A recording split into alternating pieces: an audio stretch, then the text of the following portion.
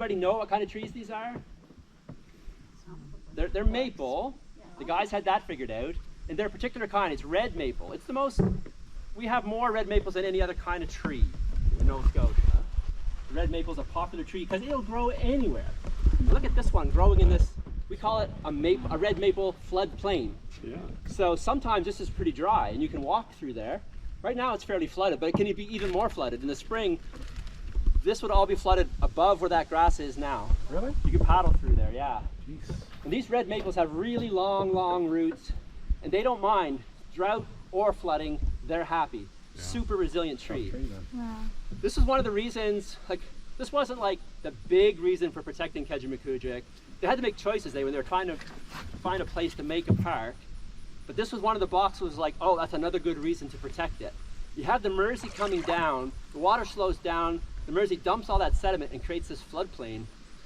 And a lot of times, we look at these floodplains like they're garbage, like it's a swamp, like it's worthless. Like, what can you do with that? That's not important land. And a lot of times they get filled in or modified. So when they were trying to pick a place for a park, they realized they have opportunity to protect this special habitat, which a lot of times gets modified or filled in. So yeah, because it protects all kinds of specialized wildlife. So we have lots of beavers in here. The deer love it. The deer are all through there. Not to mention muskrats and just the special plants that grow there. So now we're at the mouth of the Mersey. I mean, this is where the Mersey dumps into Keji. And I told you this morning that one of the meanings for the lake is fairy lake. Kejimkujik might mean fairy lake or lake of magic or special place. But another interpretation, a little bit rougher, is that Kejimkujik means the place where it swells, because the river comes down very tightly, it gets here and gets really big. We'll see how big in a bit, but it's 8 kilometers, it's 5 kilometers across and 8 kilometers long. It's a big lake, so the lake, you could say the river swells here. Okay. But indigenous languages in North America have a lot of humor in them. So for example, there's a place in northern Nova Scotia called Pictou. And Pictou can mean land of the explosions, because there's a lot of methane gas, a lot of coal around Pictou. So Pictou could mean place of the explosions, but it could also mean place of the farts. And if Kejimkujik means the place where it swells, it might also mean the place where parts of your body get sore from paddling so much. That's. But again, as I told you this morning, I should say a big part of this group was with me this morning. We don't know. We don't know what it means, so don't trust me on that. So things are about to change. We're about to leave this quiet, sheltered floodplain area, the Stillwater we call them, and go out onto the lake where it looks decent out there. It should be all right. It's going to be windy. Bear Island. The question is it called Bear Island because it's the shape of a bear, a lot of bears live there, or a tribe of people who didn't like clothes lived there? I don't know. It's called Bear Island. And then, as you asked, Mink is farther down. Can't see it now. The one right in front of us is L. Is it called L because we have male and female islands in Keji, and this is L as in French for she? Or is it the shape of an L on the map? Any guesses? I'm guessing Depends on how it's spelled. Shape of an L. I should pass the map around actually. Yeah, Jim was one of those Mi'kmaq who lived at that time when I said there were reservations, and he purchased land. I'll show you. He purchased Jim Charles Point, now named after him, from Jeremy, who had it as a reservation. But he couldn't really make a living farming, so he, like many Mi'kmaq, was a guide. He took settlers fishing and hunting. He was one of the most successful guides ever. Everybody wanted to hunt or fish with Jim. He knew the back country here like the back of his hand. He did really well, and people started to notice that he had a really nice set of horses, and his wagon was one of the finest wagons you'd ever seen. And his wife, Lizzie, had like the best dresses. And it seemed like a lot of money for a Mi'kmaq farmer and guide. And so stories started to go around that Jim had found gold. Nova Scotia was one of those places where they did find gold, especially in the early days when the settlers arrived. They were finding a lot of gold at the coast, at the mouth of rivers. People started to put it together that gold had washed down from the interior.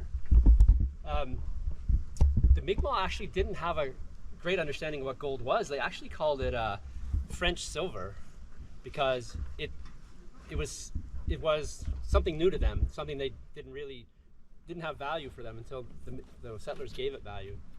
So the stories go that when Jim realized he could make money from gold, he knew where it was, no problem. He went into the backcountry and got all the gold he wanted, but the trouble was how, as a Mi'kmaq, to sell it without making the settlers go crazy for it, because he'd seen them, how they go crazy. So what he did actually, he was good friends with Judge Ritchie, and his wife Lizzie had always made a little butter and sold it to Judge Ritchie.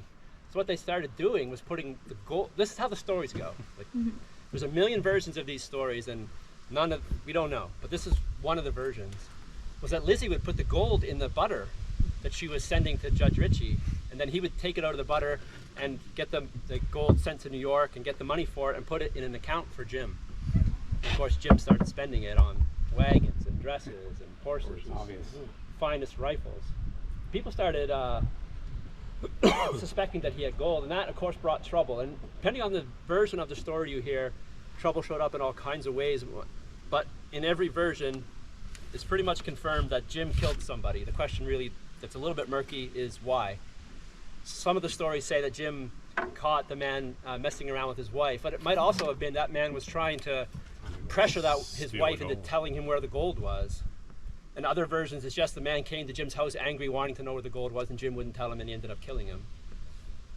The problem is, if you're a Mi'kmaq in the 1800s and you kill a white man, you don't really trust that you're going to get a fair trial. And yet what Jim didn't know was that he was exonerated almost immediately, but it was deemed self-defense. He wasn't in the courthouse that day, and he thought he was going to be in trouble, so he took off for the woods. And the stories vary. Some of the stories say he was in the woods for a year. Some of the stories say he went in the woods for 3 years and lived under a rock. And all kinds of people have searched for this thing called Jim Charles Rock. There's one in the park on Mount Tom Brook, a big rock, like as big as a house, and underneath it there's a cave. And in that cave, in the 1900s, they found a lantern there and thought maybe this is where Jim Charles lived for 3 years. And there's other rocks back farther in the Tobiatic. The Tobiatic is the wilderness that surrounds Kejimkujik.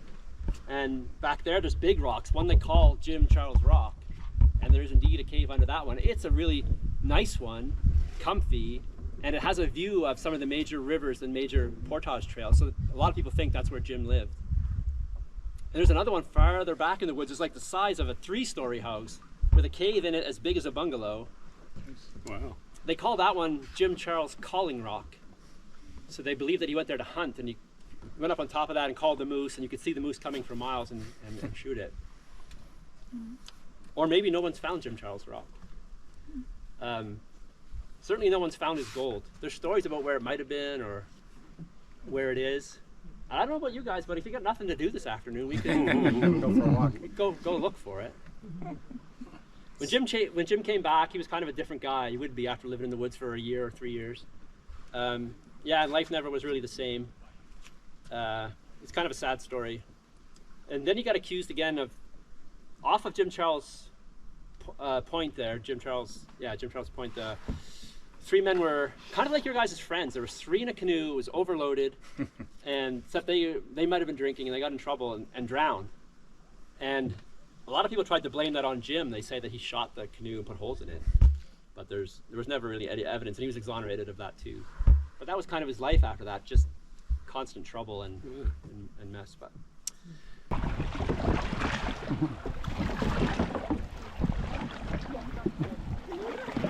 Hello. Is that gonna work? Should work.